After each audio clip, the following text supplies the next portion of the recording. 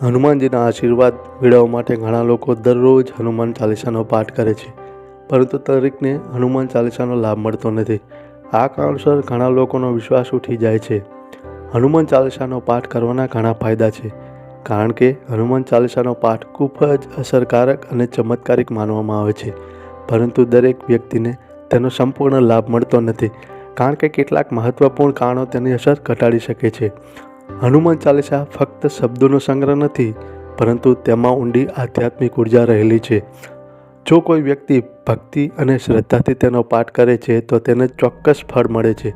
પરંતુ જો કોઈ તેને ફક્ત ઔપચારિકતા તરીકે અથવા દેખાડા માટે પાઠ કરે છે તો તેની અસર ઘણી ઓછી થઈ જાય છે. ઘણા લોકો હનુમાન ચાલીસાનો અર્થ સમજ્યા વિના કે તેમાં શ્રદ્ધા રાખ્યા વિના પાઠ કરે છે, જેના કારણે તેઓ હનુમાન ચાલીસાનો લાભ મેળવી શકતા નથી. નિયમો અને કાયદાઓનું યોગ્ય રીતે પાલન ન કરવું. હનુમાન ચાલીસાનો પાઠ કરતી વખતે કેટલાક નિયમોનું પાલન કરવું ખૂબ જ મહત્વપૂર્ણ છે. ઉદાહરણ તરીકે, હનુમાન ચાલીસાનો પાઠ શુદ્ધ, શાંત મન અને શરીર સાથે પવિત્ર સ્થાન પર બેસીને કરવો જોઈએ. એટલું જ નહીં, ખાસ કરીને મંગળવાર કે શનિવારે હનુમાન ચાલીસાનો પાઠ કરો અને આ દિવસે હનુમાનજીને ચમેલીનું તેલ અને સિંદૂર અર્પણ કરો. હનુમાનજી બ્રહ્મચારી અને સંયમિત દેવતા છે. જે વ્યક્તિ અશુદ્ધ આચરણ, માંસ અને દારૂનું સેવન, જૂઠ, કપટ અને ખરાબ સંગતમાં વ્યસ્ત રહે છે, તેને હનુમાન ચાલીસાનો સંપૂર્ણ લાભ મળતો નથી. જો કોઈ વ્યક્તિ સાત્વિક જીવન અપનાવે છે અને શુદ્ધતા સાથે તેનો પાઠ કરે છે તો તેને ટૂંક સમયમાં ચમત્કારિક લાભ મળે છે. અધીરાઈ અને ધીરજનો અભાવ.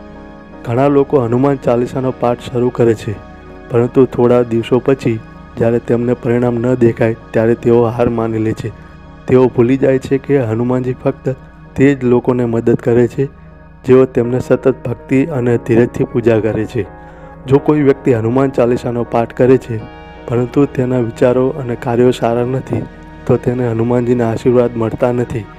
કેટલાક લોકો એવું વિચારીને મંત્રનો જાપ કરે છે કે જો તેમને પરિણામ મળશે તો તેઓ સ્વીકારશે નહીં. હનુમાનજી તેમની શ્રદ્ધા અને ધીરજની કસોટી કરે છે. જ્યાં સુધી કોઈ વ્યક્તિ નિસ્વાર્થ ભક્તિમાં જોડાય નહીં, ત્યાં સુધી તેમને ચમત્કારિક પરિણામો મળતા નથી. નકારાત્મક શક્તિઓ અથવા ગ્રહોના અવરોધોનો પ્રભાવ.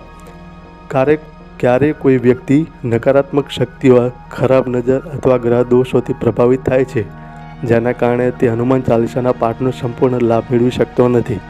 આવી સ્થિતિમાં હનુમાન કવચ, સુંદરકાંડનો પાઠ કરીને અને હનુમાનજીની પૂજા વધારવાથી ધીમે ધીમે લાભ મળવા લાગે છે. હનુમાન ચાલીસાનો યોગ્ય લાભ મેળવવા માટે શું કરવું?